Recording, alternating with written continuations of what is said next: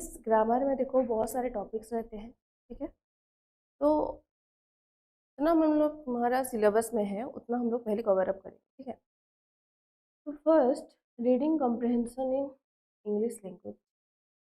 किसको पता है कि रीडिंग कॉम्प्रहेंशन क्या होता है, फिर कॉम्प्रहेंशन क्या होता है? और मतलब कॉम्प्रहेंशन वर्ड जब आता है तो तुम्हारे दिमाग में क्या आता है? ओनली पैसेज या फिर और कुछ? एनीवन?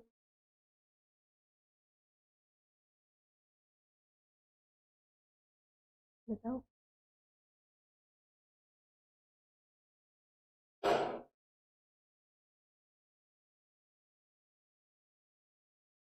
मतलब पैसेज ही आता है रीडिंग कॉम्प्रहेंशन में? खाली पैसेज ही आता है, फिर और भी कुछ चीज़ें ऐसे हैं कि जिसको मतलब हम लोग कॉम्प्रहेंशन बोल सकते हैं, रीडिंग कॉम्प्रहेंशन बोल सकते हैं?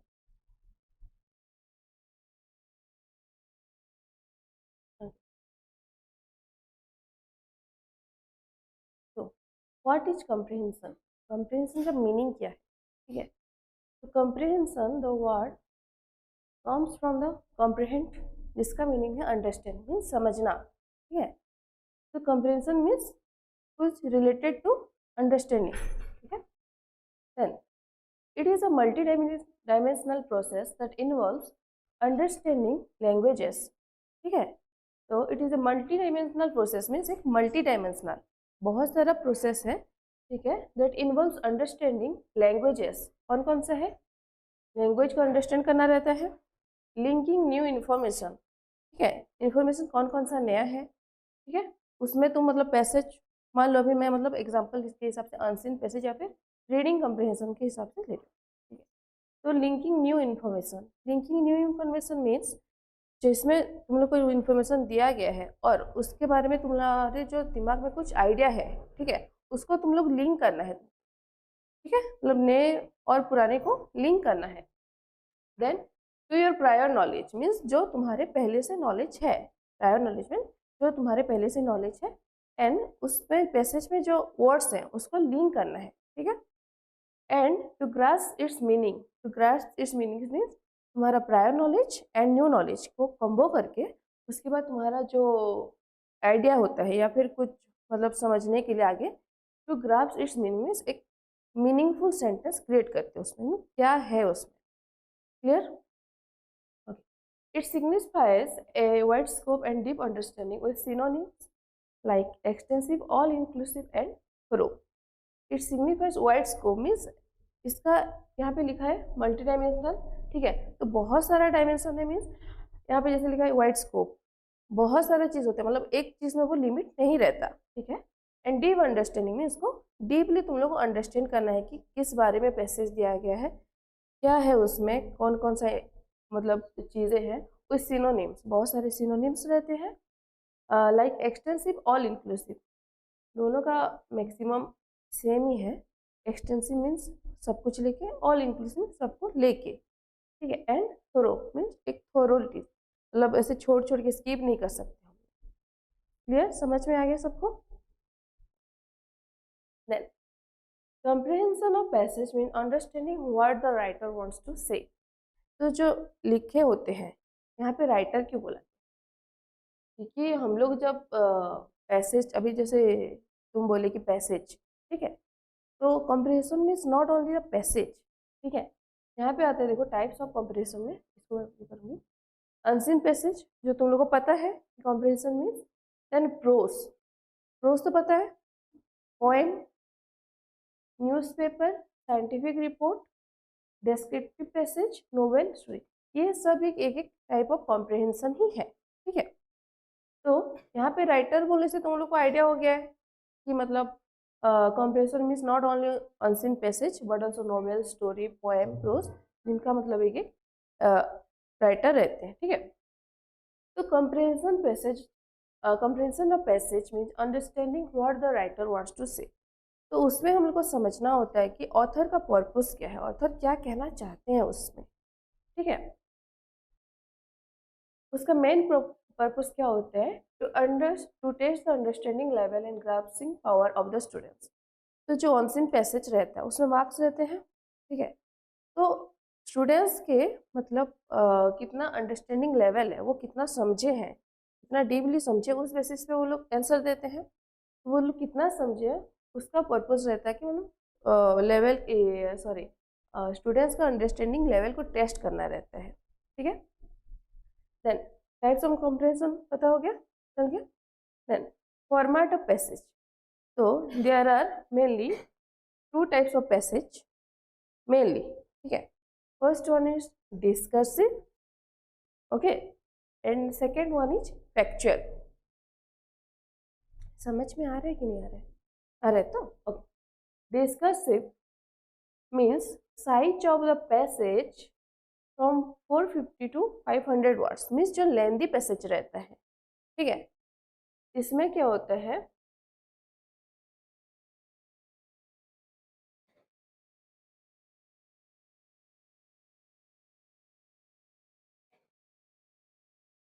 इसमें क्या होता है डिस्कर्सिव में पैसेज का मतलब जो वो ये रहता है वो 450 टू 500 वर्ड्स मीन्स एक लेंदी रहता है, ठीक है। तो मैक्सिमम पैसेज में देखना कि जो लेंदी पैसेज रहता है वो में क्या होता है डिवाइडेड इनटू स्टैंजास, वो स्टैंजा में डिवाइड रहता है, देखियो तो, ठीक है। Then second one is factual. Factual में क्या होता है size of the passage maximum 200 to 250 words, ठीक है। तो फैक्चुअल में ऑब्वियसली वर्ड्स कम रहते हैं, ठीक है। तो ये छोटा भी हो सकता है, और एक चीज है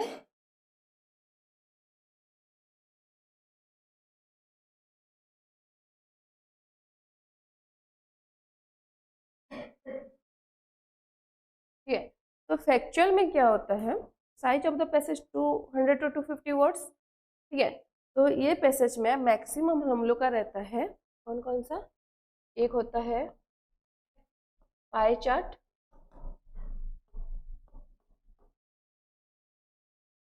लाइन बार, ठीक है। और जो हम लोग का मतलब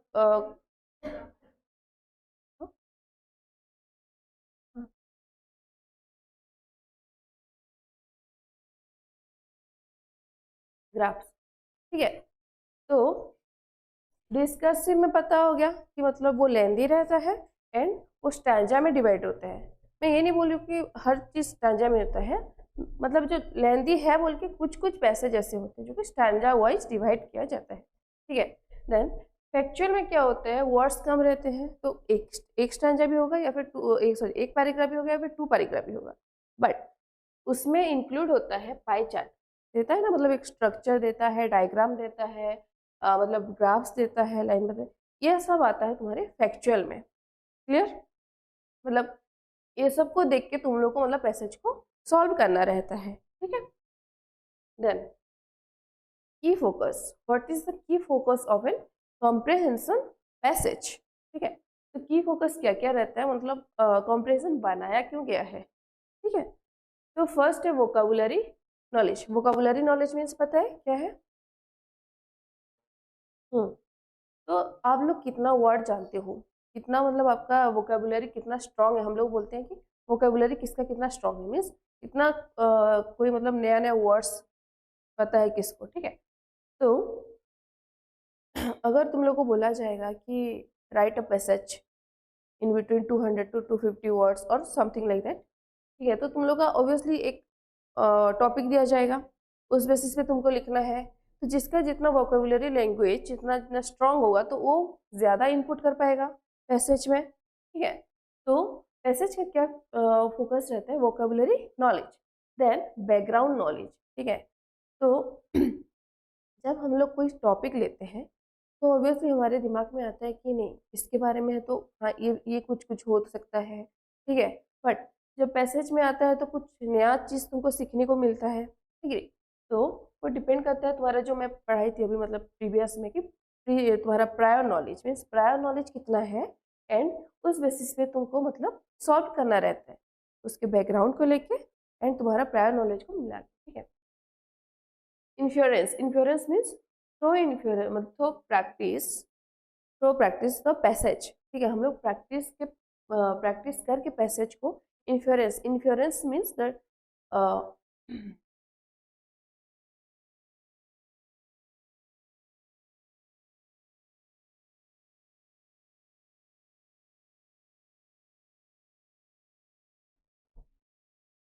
ठीक है।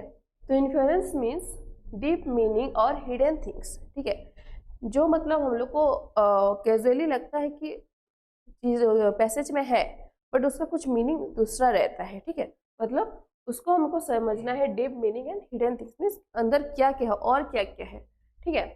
तो वो सब हम लोग कब कर सकते हैं, जब हम लोग का प्रैक्टिस अच्छे से हो, ठीक है। कोई मतलब बिना प्रैक्टिस के तो नहीं समझ पाएगा फर्स्ट टाइम जब पैसेज पढ़ेगा तो, ठीक है। Then identifying main ideas or summarizing. Identifying main idea means जब पैसेज में रहता है मतलब टोटल एक टॉपिक के बारे में, तो हम लोग को पहले ढूंढना रहता है। कोई कोई पैसेज रहते हैं जिसका नेम नहीं होता है, ठीक है। तो हम लोग को कभी कभी बोला जाता है कि आइडेंटिफाई सुटेबल टाइटल दो बोल के, ठीक है। तो पहले अगर ऐसा टाइप आया कुछ, तो हम लोग को मेन आइडिया मीन्स किस बारे में बात किया गया है उसको पहले हम लोग को समझना पड़ता है।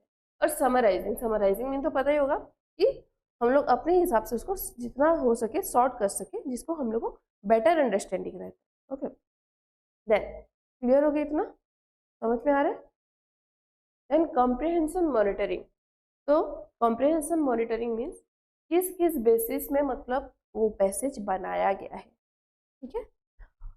मतलब मॉनिटरिंग मीन्स किस किस बेसिस को लेके, मतलब कौन कौन सा चीज़ को लेके, और उसका मतलब सब कुछ बोल सकते हैं। वर्ड्स उसका कौन सा कैसे कैसे वर्ड्स लेके गया है, ठीक है, उसका मीनिंग कैसा है, उसका ऑथर का राइटिंग का मतलब लेवल क्या है, सबको मतलब लेके कॉम्प्रिहेंशन पैसेज बनता है। ऑब्वियसली जब जो भी बनाए होंगे कॉम्प्रिहेंशन, उसके बेसिस पे मतलब बनाए होंगे कि स्टूडेंट्स का अंडरस्टैंडिंग लेवल चेक हो, ठीक है, वो समझ पाए कि क्या क्या है, जिसके बेसिस पे वो क्वेश्चन का आंसर कर सके। Analysing authors purpose. तो एक पैसेज में ऑथर्स का पर्पज एंड टोन, ठीक है। ऑथर्स का पर्पज मीन्स वो क्या चाहते हैं, वो पैसेज में क्या कहना चाहते हैं, ठीक है, उसको बताया जाता है। की फोकस मीन्स एक एक में, जैसे कि नोवेल हो गया, ठीक है, स्टोरी हो गया, या फिर कोई सा भी अनसीन पैसेज भी, ठीक है।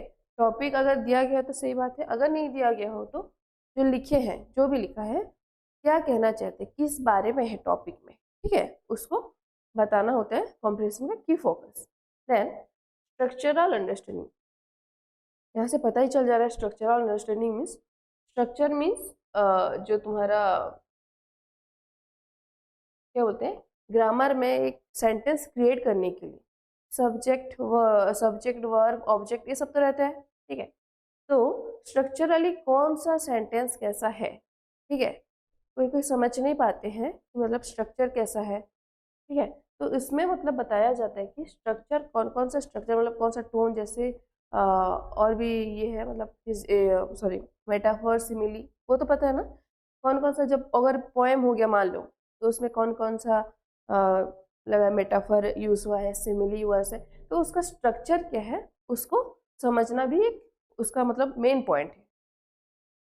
इसमें से कुछ डाउट किसी को? क्लियर है? Then next levels of comprehension means कौन कौन सा हम लोग को लेवल जाना पड़ता है एक कॉम्प्रिहेंशन को सॉल्व करने के, ठीक है। Mainly there are 4 levels. First one is literal, second one is interpretive, third one is critical and fourth one is creative. Okay, तो लिटरल मीन्स क्या है, understanding the facts that clearly stated in the text. तो जो text दिया होता है उसका जो फैक्ट्स मतलब उसका मतलब जो फैक्ट्स जो मतलब चीज़ें होता है मेन पॉइंट हम लोग बोल सकते हैं, तो उसको अंडरस्टैंड मतलब जो क्लियरली स्टेट मीन्स हम लोग को ज़्यादा मतलब दिमाग चलाने की ज़रूरत नहीं है कि समझने में कि क्या लिखा है, उसको बोलते हैं लिटरल, ठीक है। देन इंटरप्रेटिव मीन्स क्या है, understanding the hidden deeper meanings emotion and intention behind spoken और रिटन वर्ड्स, ठीक है। तो इंटरप्रेटिव मीन्स क्या है, अंडरस्टैंडिंग द हिडन मीन्स जो मैं अभी बताई थी, ठीक है, कि हिडन मीनिंग उसका और डीपर नॉलेज, उसके बारे में और क्या क्या गहराई तक हम लोग को पता है या फिर वहाँ पे लिखा गया है। मीनिंग्स एंड इमोशंस में कौन से मूड में, जब एक ऑथर नोवेल लिखते हैं या फिर पोएम लिखते हैं तो उनका मूड पे डिपेंड करता है कि वो सैड मोमेंट में लिखे हैं या हैप्पी मोमेंट में लिखे हैं, कौन से वो इमोशन को लेके मतलब वो राइटिंग लिखे हैं, उसको बोलते हैं। एंड इंटेंशन मीन्स उनके पीछे का इंटेंशन क्या है, वो राइटिंग लिखने का उनके पीछे का इंटेंशन क्या है कि जिसको मतलब बाकी लोग समझ पाए, मतलब स्टूडेंट समझ पाए कि क्या लिखा है। Behind spoken and written words, जिस मतलब बोला गया है या फिर जो मतलब रिटन में है, तो उसके पीछे का ऑथर्स का, मेनली ऑथर्स का ही इसमें आएगा मेन रोल, ठीक है। Then critical, analysing, evaluating and judging the text, okay, means purpose, validity and effectiveness. तो जब हम लोग एक पैसेज का क्रिटिकल एनालिसिस करते हैं तो हम लोग को क्या समझना रहता है, judging the text mean what is the purpose of writing the text, उसका पर्पस क्या है, क्यों लिखा गया है वो, ठीक है। देन वैलिडिटी मीन्स कितना लेवल तक वो वैलिड है, मीन्स कितना सच्चाई है उसमें, ठीक है। एंड इफेक्टिवनेस, और क्या इफेक्ट डालेगा, मतलब बाकी जो मतलब क्या बोलते हैं, जो पढ़ेगा, ठीक है, उसके ऊपर क्या मतलब इफेक्ट डालेगा वो डिपेंड करता है क्रिटिकल एनालाइजिंग से। क्रिटिकल एनालाइजिंग 3 चीज़ें पता चलता है। First, purpose, what is the purpose of writing a text और passage. Second one is validity, validity means उसमें कितना मतलब सच है, वो कितना वैलिड है, ठीक है। एंड इफेक्टिवनेस, इफेक्टिवनेस मीन्स वो मतलब लर्नर को कितना इफेक्ट कर रहा है, उसका मतलब कितना समझा पा रहे हैं वो, ठीक है। तो वो 3 चीज पता चलता है हमको क्रिटिकल एनालाइजिंग से। Clear? Creative, going beyond the text to generate new ideas.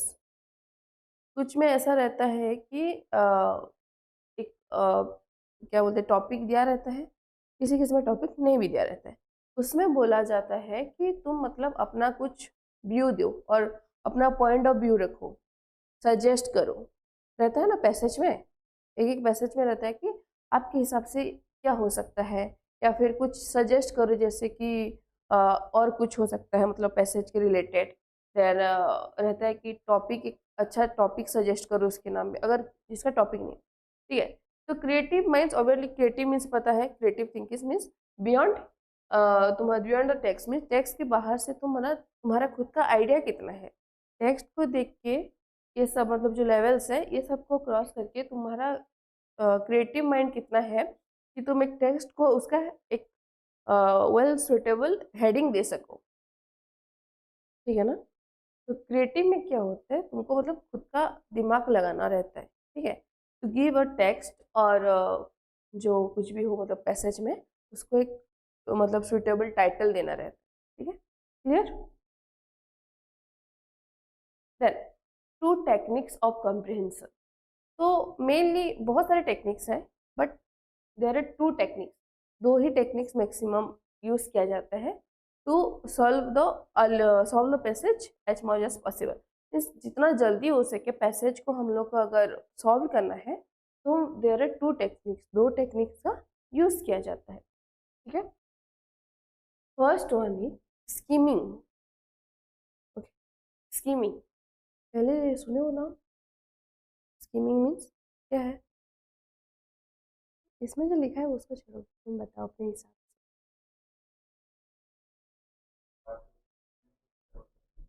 Overlook जो बोलते हैं हम, to understand the general idea of a passage, ठीक है।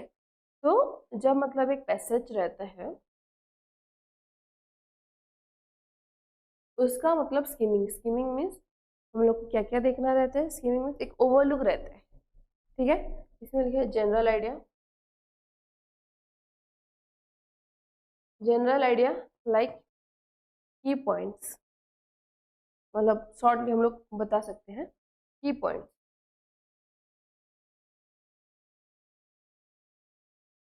की पॉइंट्स और बोल सकते हैं, और क्या क्या चीज़ें बोल सकते हैं जो कि मतलब देखते ही पता चल जाएगा कि ओवरऑल इसका एक यही थीम है या फिर यही इसके बारे में बताया गया है, ठीक है।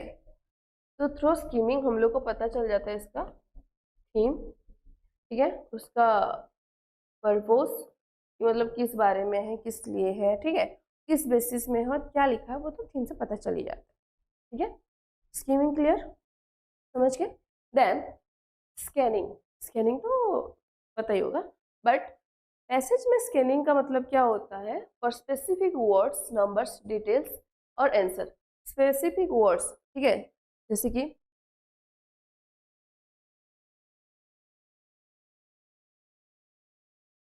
हो गया ऑथर्स नेम, तो एक स्पेसिफिक है ना, तो मतलब वो मतलब एक की वर्ड्स भी बोल सकते हैं, बट स्कैनिंग में क्या होता है, स्पेसिफिक वर्ड्स मीन्स जो जो मतलब मेन पूरा मतलब की नो पॉइंट ही है। ठीक है, तो ऑथर्स नेम जैसे कि डेट हो गया, ठीक है, या फिर न्यूमेरिक नंबर हो गया, ठीक है, फिर ठीक है, तो डिटेल्स और आंसर, तो उसमें क्या होता है, स्कैनिंग में थोड़ा हमको स्कीमिंग के कंपेयर से थोड़ा सा डीप जाना पड़ता है, क्योंकि हम लोग को वहाँ पे ढूंढना रहता है ना कि मतलब कौन कौन सा मेन मेन टॉपिक है, ठीक है नहीं, क्लियर हो गया। देन टिप्स टू फॉलो, क्या क्या मतलब फॉलो किया जाता है जब हम लोग एक पैसेज को लिखते हैं या फिर पढ़ते हैं या फिर सॉल्व करते हैं। ओके, टिप्स टू फॉलो, तो पहले मेरे को ये बताओ कि आप लोग जब सॉल्व करते हो, ठीक है, तो पहले कैसे सॉल्व करते हो, मतलब अपना व्यू बताओ। जब एक पैसेज को देखते हो एग्जाम में, ठीक है, तो तुम्हारे दिमाग में पहले क्या आता है कि पहले कैसे करो, कि फर्स्ट पढ़ के करूँ या फिर क्वेश्चन दे के करूँ। तो सबका अलग अलग रहता है ना, कि मतलब कोई कोई सोचते हैं कि नहीं क्वेश्चन देख के हम लोग आंसर ढूंढ लेंगे कर लेंगे, क्योंकि टाइम वेस्ट। तो तुम बताओ पहले कि कैसे करते हो, तुम्हारा मतलब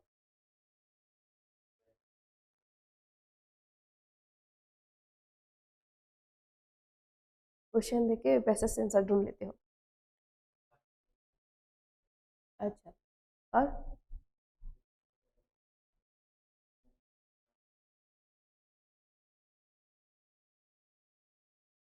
कुछ हद तक से ठीक है, तुम कैसे करते हो। हाँ, ऐसे ही करते हो। अच्छा, गर्ल्स कैसे कैसे करते हो, मैसेज पहले पढ़ते हो, उसके बाद क्वेश्चन करते हो, जो कि सबसे गलत है। ठीक है, okay, read the question of the passage, first you have to read the question, कि जब हम लोग को पता चल जाएगा कि क्वेश्चन में क्या क्या है, या तो हम लोग को एक आइडिया हो जाता है कि हाँ जब पैसेज पढ़ोगे तब पता चल जाए कि नहीं क्वेश्चन में ये था, तो हम लोग को बाकी सब चीज़ों में क्यों देखना है, ठीक है। तो first read the questions of the passage, तो क्वेश्चंस पढ़ना रहता है हम लोग का पैसेज के, क्योंकि मतलब बहुत ही ज़्यादा इंटरेस्टिंग रहता है कि टाइम वेस्ट नहीं होता, ठीक है, जितना जरूरी तो, और वैसे भी एग्जाम में तुम लोग को टाइम बचाना रहता है, ठीक है नहीं। Then mark the key words from the question, mark the key words from the passage, sorry questions, questions में जो की वर्ड्स रहता है, लाइक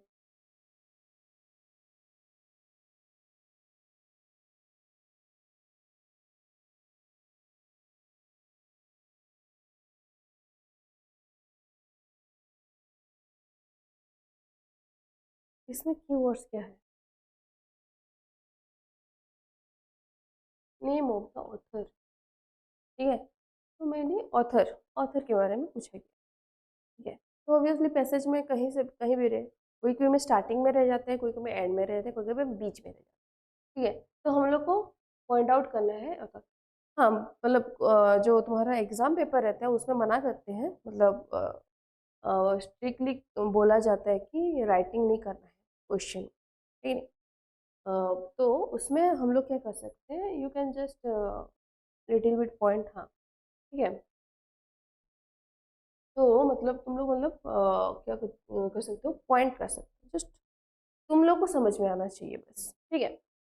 जैसे कि मतलब वो जो इन्विजिलेटर होगा उनको भी दिक्कत नहीं है कि तुमको भी दिक्कत, ठीक है। Then mark the keywords from the question, तो जितना भी क्वेश्चन है 4 हो 5 हो, मैक्सिमम 8 और 10 मार्क्स का रहता है तुम लोग का शायद पैसेज, तो तुम लोग को क्या करना रहता है कि कीवर्ड्स ढूंढ के रख लेना है, ढूंढ के रख लेना मीन्स पॉइंट करके रख लेना, देन रीड द पैसेज, उसके बाद पैसेज पढ़ लो, एक ही बार में पढ़ लो, ठीक है। पैसेज जब पढ़ोगे तो तुम्हारे दिमाग में आएगा, जो कीवर्ड्स तुम लोग पहले से पॉइंट करके रखे हो, तुम्हारे दिमाग में आ जाएगा कि नहीं ये की मतलब वर्ड्स क्वेश्चन में थे, तो उस बेसिस पे तो आंसर होगा ना। तो जब पैसेज हम लोग प्रैक्टिस करेंगे, ठीक है, तो जब पैसेज में दिखेगा, तो जब आंसर दिखेगा, तुम लोग पहले पैसेज पढ़ोगे, then find out the answer using the keywords from the questions, ठीक है। उसके बाद तुम लोग को ढूंढना है आंसर। पहले क्वेश्चन से कीवर्ड्स निकाल दिए, देन रीड पैसेज को रीड कर लिए, देन आंसर। आंसर को हम लोग कैसे ढूंढना है, using the keywords from the question. जो कीवर्ड्स हम लोग यूज किए थे क्वेश्चन में, मतलब ढूंढ के रखे थे, उसको हम लोग को आंसर में कैसे मतलब ढूंढना है, मतलब पैसेज में कैसे आंसर उसका ढूंढना है। पैसेज में जब एक बार पढ़ लोगे, तुम्हारा तो पहले से मतलब क्वेश्चन में क्या होगा, तो वो वर्ड्स वैसे भी दिमाग में रह गया होगा, ठीक है। तो उसके बाद तुम लोग को आंसर जब ढूंढना है, तो पैसेज पढ़ने से उसका आंसर भी मतलब धीरे धीरे आ जाता है कि हाँ ये लाइन है, हाँ वो तो मतलब हम लोग पॉइंट आउट किए थे क्वेश्चन, ठीक है। Using the keywords from question, clear इतना तक। Then read the first line of every strangers, ठीक है। अगर वो पाई चार्ट हो या फिर जो हम लोग बोले थे फैक्चुअल हो, उसमें हम लोग को कुछ करना नहीं होता, डायग्राम देख के क्या लिखा है क्या करना है। मैक्सिमम टाइम क्या होता है, डायग्राम देख के बोला जाता है एक पैसेज क्रिएट करो, पैसेज लिखो अपने हिसाब से, ठीक है। तो वो एक अलग आ जाता है, वो मतलब एक पिक्चर से मतलब तुम लोग को अपना क्रिएटिव माइंड लगा के, आइडियाज लगा के तुम लोग को जो जो मतलब यूज़ करना है उसके अंदर भरना है, और एक अच्छा सा मतलब पैसेज क्रिएट करना रहता है। एक एक में क्या होता है, पाई चार्ट, लाइन बार, ग्राफ्स जो देता है, वो एक डाटा देता है, मतलब एक स्पेसिफिक चीज़ का डाटा देता है, जिसको लेके तुमको सॉल्व करना रहता है passage, okay. Read the line first line of every standard, तो ये मेनली क्या किसमें होता है, डिस्क्रिप्टिव पैसेज में, जो कि मतलब बहुत ही ज़्यादा लेंदी होता है, जो कि मतलब डिवाइड किया जाता है स्टैंजर्स में। तो ज़्यादा लेंदी स्टांजा है, तुम लोग का वो उसमें 10 मार्क्स है, ठीक है, और तुम लोग का बाकी का भी करना है, तो उसमें अगर तुम लोग सारा टाइम वेस्ट कर लोगे तो बाकी का कब करोगे, ठीक है। तो शॉर्ट ये है कि मैक्सिमम टाइम क्या होता है, एक पैसेज में जो स्टांजा दिया जाता है, एक एक स्टांजा में उसके बारे में क्या लिखा है वो पता चले। फर्स्ट स्टांजा का फर्स्ट लाइन पढ़ लो, ठीक है, उसमें मतलब वो इतना इतना हो या फिर मतलब लेंदी हो, एक पैराग्राफ का फर्स्ट लाइन पढ़ लोगे तो उसमें तुमको थोड़ा सा तो आइडिया हो ही जाएगा कि वो पैराग्राफ में किस बेसिस पे है, क्या लिखा है। देन सेकंड में पढ़ लोगे, थर्ड में, ऐसे ऐसे करके मतलब हर एक स्टांजा का ओनली फर्स्ट लाइन पढ़ना है तुमको, तो मतलब एक क्रिएट हो जाए, आइडिया हो जाए कि क्या लिखा है किस बारे में पैसेज। इसके लिए कि तुमको ज़्यादा टाइम वेस्ट नहीं करना पड़ेगा कि पूरा एक एक लाइन पर लाइन पढ़ के, ठीक है। Then word meaning, synonyms, antonyms and question, कभी कभी आ जाता है, बच्चों में आता है, बड़ों में भी आता है, ठीक है, कि word meaning, what is the meaning of this word, ठीक है, जो कि रहता है उसी के अंदर। सिनोनिम, एंटोनिम, सिनोनिम एंटोनिम भी कुछ हद तक रह जाता है पैसेज के अंदर, जस्ट तुम लोग को कंफ्यूज करने के लिए बोला जाता है।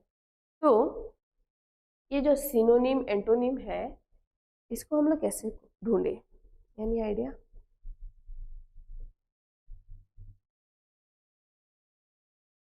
आई मीन जब तुम लोग को मतलब दिया जाता है कि राइट द सिनोनिम और एंटोनिम्स और word meaning of this word, ऐसे तो कैसे करते हो, कैसे ढूंढते हो पूरा पैसेज? हाँ, तो जब हम लोग मतलब एक स्टैंजा पढ़ते हैं, तो हम लोग तो पहले से वो क्वेश्चन में मार्क किए रहते हैं ना, कि word meaning of dash dash और डैश जो भी हो, तो वो वर्ड मतलब जो जिस किस लाइन में जो हम लोग पढ़े थे, ठीक है, वहाँ पे पॉइंट आउट किए होंगे ऑब्वियसली कि क्वेश्चन में ये है बोल के, वो वर्ड है बोल के। तो मान लो फर्स्ट स्टांजे के यहाँ पे वो है, तो यहाँ पे अगर है तो हम लोग को इधर उधर और भटकना नहीं है, उसी पैसेज में ही पहले ढूंढ लो। मैक्सिमम टाइम उसी पैसेज में ही रहता है, और कभी कभी इधर उधर भी चला जाता है वो वर्ड, बट फर्स्ट तुम्हारा प्रायोरिटी रहता है कि उसी पैसेज में से उसको ढूंढो, ठीक है। ढूंढने के बाद तुमको वर्ड मीनिंग पता चल जाएगा। अगर नहीं पता चला, इन केस अगर नहीं पता चला या फिर नहीं समझ पाए तुम लोग, तो क्या करोगे, पैसेज को रीड कर लो एक बार, ठीक है। तो जब पैसेज को रीड कर लो तो ये क्या रहते हैं, पूरा इंग्लिश में लिखा होता है, समझ में नहीं आता, तो तुम लोग अपने हिसाब से हिंदी में कन्वर्ट कर लो, उड़िया में कन्वर्ट कर लो, तो उनको समझ में आ जाए कि हाँ इसके बारे में लिखा है। तो जब तुम लोग को एक वर्ड का मीनिंग नहीं पता है, उसका एंटोनिम मतलब क्या हो सकता है, इसमें कुछ बेसिक आइडिया ही नहीं है कि वो वर्ड क्या है बोल के, तो तुम लोग को ऐसा करना है कि पहले पैसेज में ढूंढो, अगर फिर भी समझ में ना आए तो अपने हिसाब से अपने लैंग्वेज में कन्वर्ट कर लो, पैराग्राफ को, उसी पैराग्राफ को, बाकी सबको नहीं, पढ़ लो किस बारे में बताया गया, और उस वर्ड को तुम लिंक तो कर ही सकते हो ना कि मतलब क्या बताया गया है बोल के, तो उस बेसिस से तुम्हारे दिमाग में आ जाएगा कि इसका मतलब ये है तो इसका ऑपोजिट ये होना चाहिए, जो ऑपोजिट होगा उसका related, synonyms means related, antonyms means opposite, ठीक है, क्लियर। देन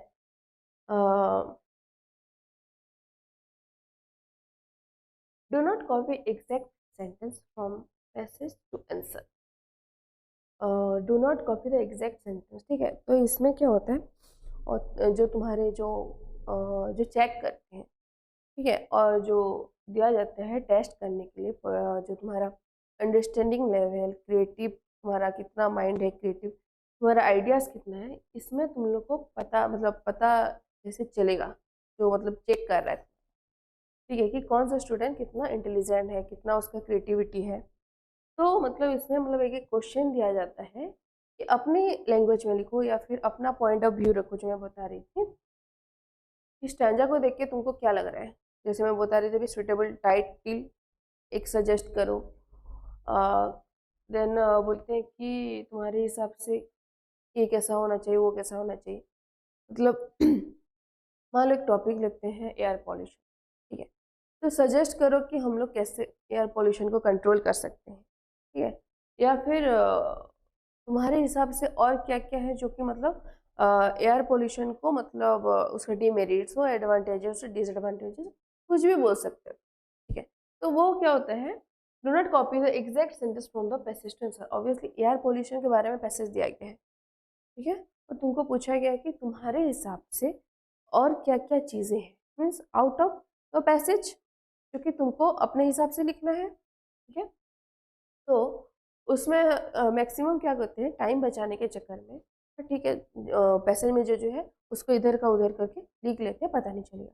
बट एग्जामिनर अगर दिया है तो कुछ तो मतलब सोच के दिया है ना, कि मतलब उसका चेक जब करेगा तो उस बेसिस पे तो मार्क्स देगा ना, कि मतलब बच्चा कैसा लिखा है। तो मैक्सिमम टाइम क्या होता है, मैक्सिमम बच्चे उतार लेते हैं, क्योंकि उनको उतना सडन मतलब नहीं आता है कि हाँ क्या लिखें क्या नहीं। Do not copy the exact sentence from the passage, तो उसको सेंटेंस को मत करो, अपने हिसाब से कुछ ऐड करो उसमें, इसके लिए तो मतलब ज़्यादा से ज़्यादा मार्क्स गेन कर सकते हो। Okay, clear. Then review answer sheets, हमारा क्वेश्चन का मार्किंग खत्म हो गया, आंसर हम लोग ढूंढ लिए, ठीक है, आंसर लिख लिए, सिनोनिम एंटोनिम जो करना था सब हो गया, पैसेज का काम खत्म हो गया। Then review the answer sheet. कभी कभी ये होता है कि थोड़ा कंफ्यूजिंग क्वेश्चन देता है पैसेज में, ठीक है, तो कंफ्यूजिंग क्वेश्चन में हम लोग कीवर्ड्स तो निकाल लेते हैं, लिख भी लेते हैं, पर कुछ हद तक हम लोग का डाउट रह जाता है कि ये होगा या फिर नहीं होगा, है कि नहीं।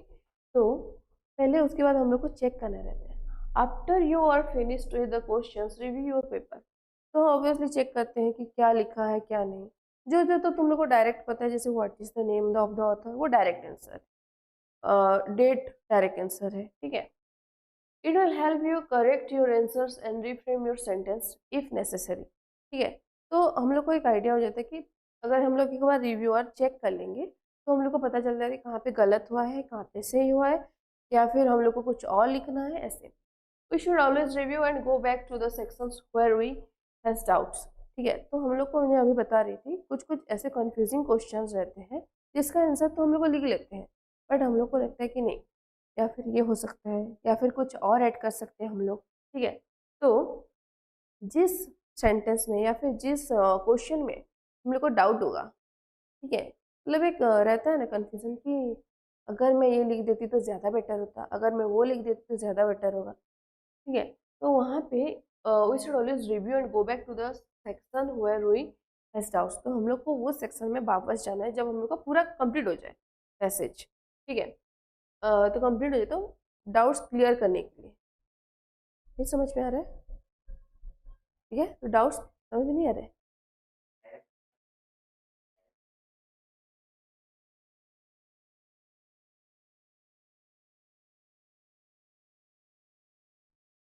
तो मैं मिस्टेक क्या होगा, ठीक है।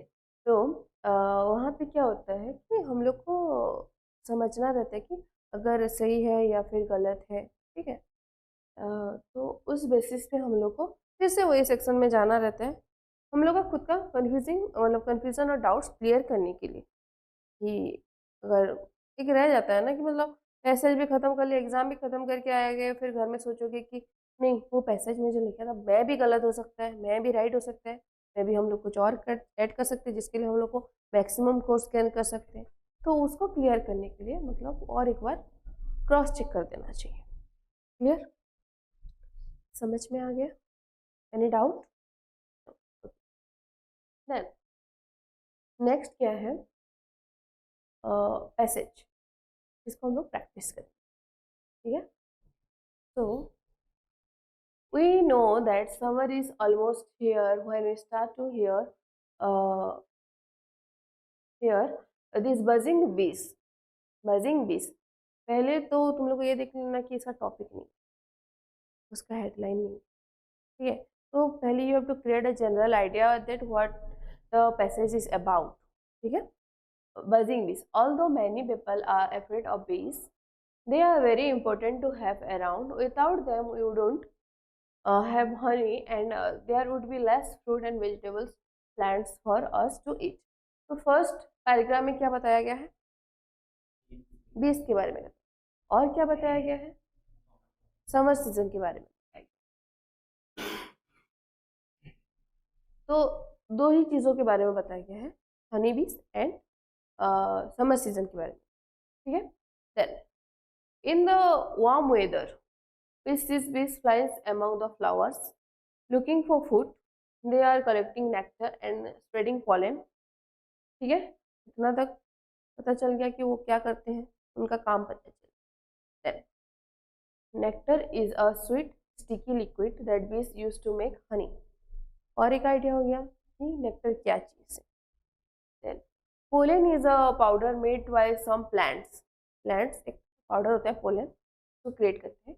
As bees carry pollen from one flower to another seeds begin to grow. जब मतलब वो पोलन लेके जाते हैं और एक फ्लावर में बीज में कहीं गिर गया मान लो, ठीक है, या फिर तो begin to grow, this is called pollination. Main word और करना मतलब हाईलाइट कर सकते हैं हम लोग इसको, ठीक है।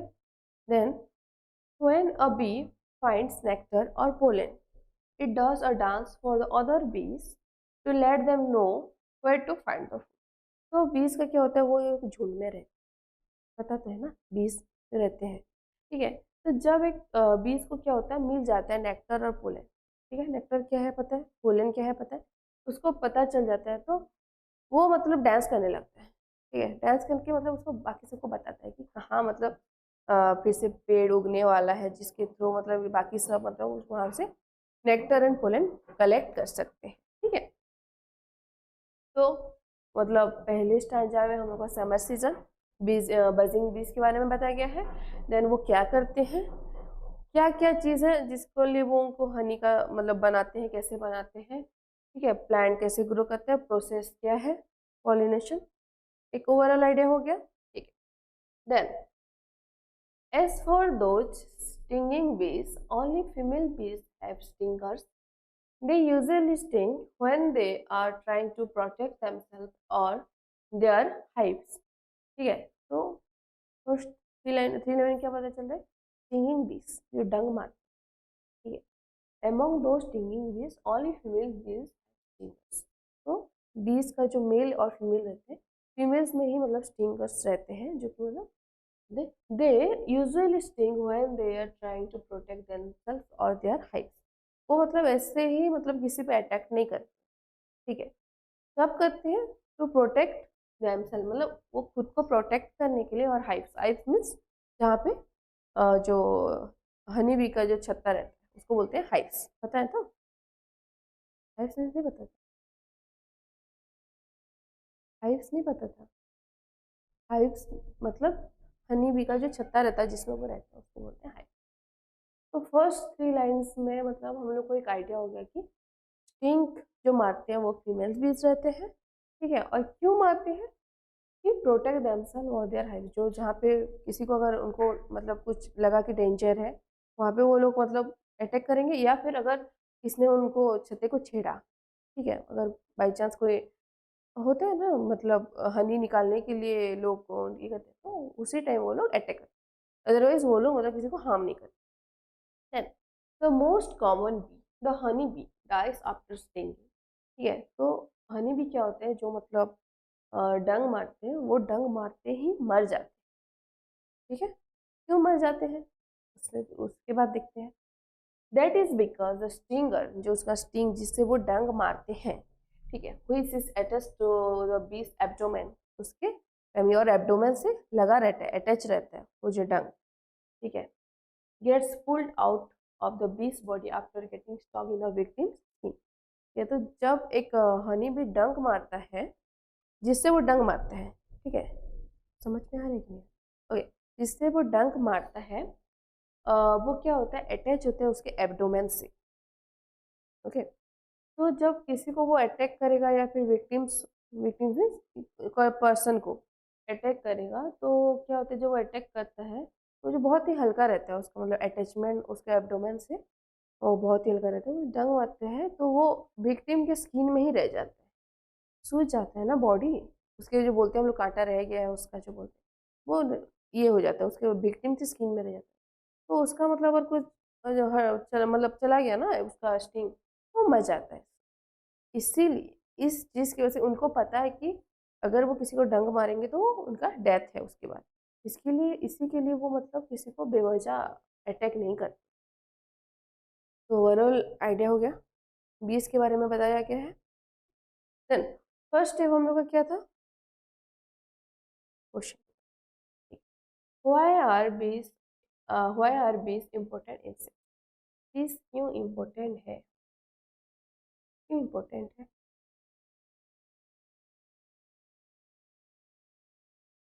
गर्ल्स कोई बताओ क्यों इम्पोर्टेंट है हमारे लिए बीस? लिखा है ना?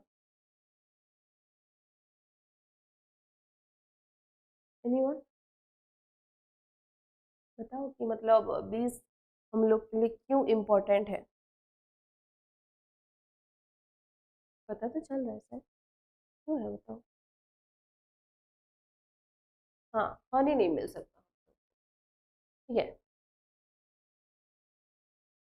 अच्छा, देन हनी नहीं मिल सकता, ये हो गया। तो बीज आर इम्पोर्टेंट बिकॉज हम लोग को हनी नहीं सकता। बीज का बारे में पहले मैं बताया गया है, ठीक है, कि वो क्यों इम्पोर्टेंट है।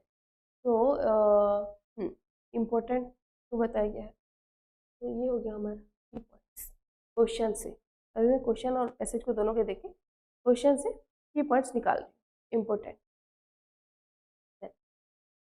ये हो गया इसका ये वाला। Second, third thing is nectar. इसका की पॉइंट है नेक्टर।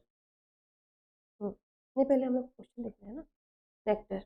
अभी ना ये डायरेक्ट डायरेक्ट क्वेश्चन बोल के तुम लोग बता दे रहे हो नेक्टर क्या है। तो इसमें हम लोग को ढूंढना है नेक्टर।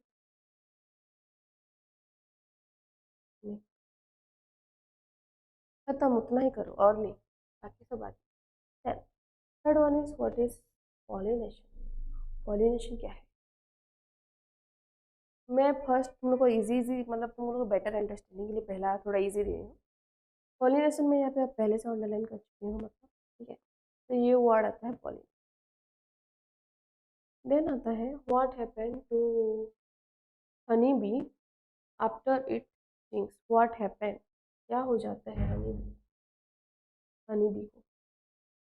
क्या हो जाता है जब वो डंक मारता है तो हाँ मर जाता है। ठीक है, तो व्हाट हैपेंड इसमें है कि पहले हमको क्या होता है तो वो की पॉइंट्स हो जाते हैं।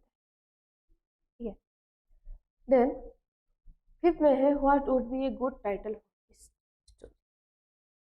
हम लोग को ढूंढना है एक गुड टाइटल। क्या है टाइटल, देखते हैं। मे भी हो सकता है कि तुम्हारे पैराग्राफ में दिया हो कुछ हिंट्स। ठीक है, तो हम लोग का ये हो गया 2 पॉइंट्स। ठीक है, अब हम लोग आंसर करेंगे। ठीक है, व्हाट व्हाट आर बीस इम्पोर्टेंट, क्यों इम्पोर्टेंट है, क्यों इम्पोर्टेंट है बताओ। थोड़ा डायरेक्ट आंसर है उसका।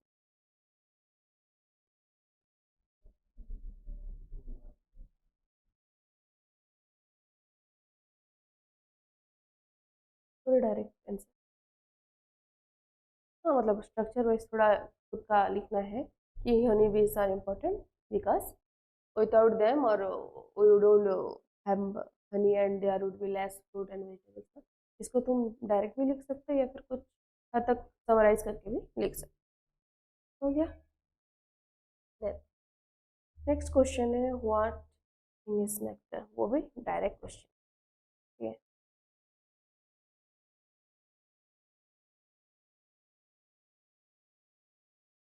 पूरा रखा हुआ है ये नेक्टर, मतलब इसको लिख लो, खत्म। Then what is pollination, what is pollination process, what is the process of pollination. तो इसको कैसे लिखोगे बताओ, what is pollination.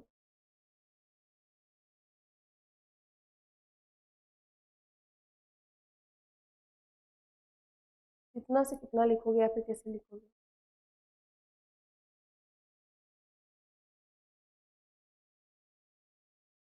Pollination means obviously हम लोग को चाहिए पोलन वर्ड। ठीक है, और पोलन वर्ड नहीं लिखोगे और एज बीस कैरिस पोलन लिख लोगे तो अगर वो क्या बोलते हैं जो एग्जामिनर होगा तो बोलेगा पोलन से लिख लिए पोलन, क्योंकि पोलन मेंशन किया गया है ना इसमें, पोलन वर्ड ही मेंशन किया गया है। तो you have to write pollination with the with using the word pollen। ठीक है, तो pollen से तो pollination क्या है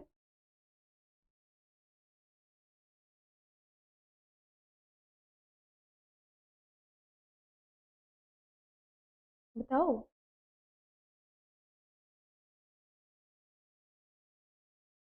डायरेक्ट तो लिखोगे pollen is a powder made by some plants and when there is pollen from another seeds begin to grow।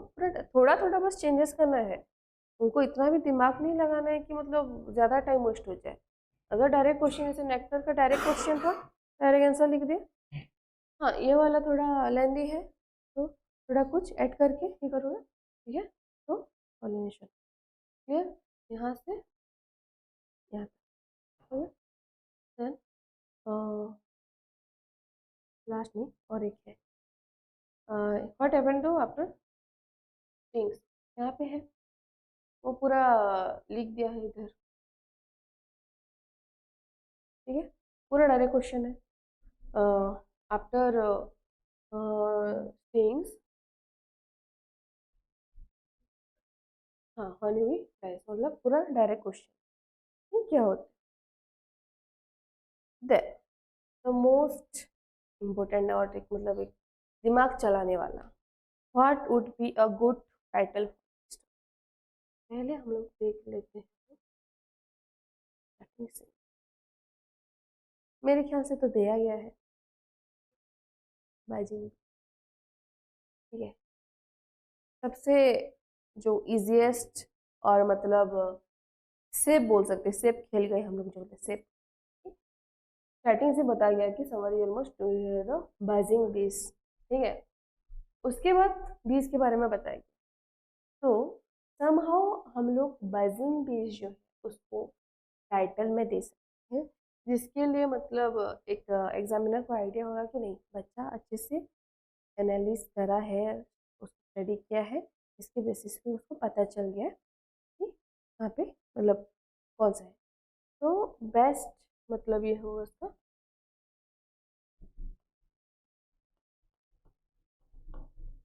बर्जिंग base.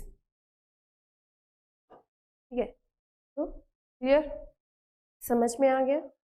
किसी को कुछ डाउट कॉम्प्रिहेंशन में, रीडिंग कॉम्प्रिहेंशन एंड पैसेज में?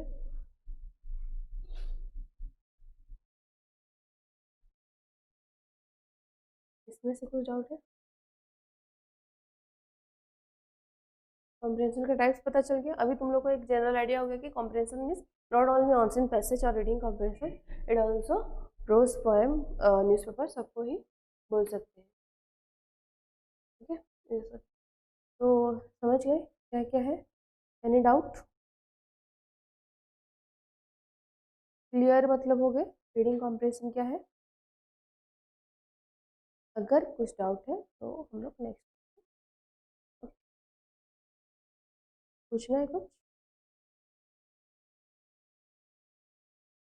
क्लियर हो गया? तो if you have any doubt ask me in next